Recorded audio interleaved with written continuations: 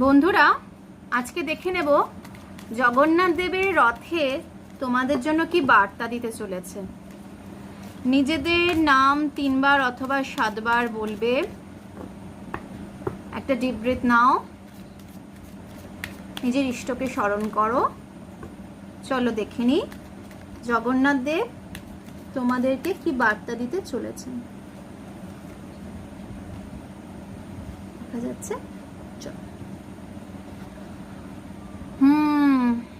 গণেশজি, একটা সঠিক পথ, direction, control, will power, determination, success, action, তোমাদের লাইফে একটা পথ আসতে চলেছে।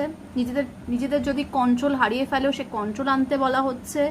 নিজেদের উইল পাওয়ার কারোর বাড়ছে, কারোকে উইল পাওয়ারকে বাড়ানোর জন্য মেডিটেশন করতে বলা হচ্ছে। কেউ তোমরা যে ডিটারমিনেশনে ছিলে সেই ডিটারমিনেশনে থাকবে। কেউ সাকসেস পেতে চলেছ, অবশ্যই ক্লেম করো এনার্জিটাকে। আর কেউ তো নিজের লাইফে কিছু অ্যাকশন নিতে চলেছ।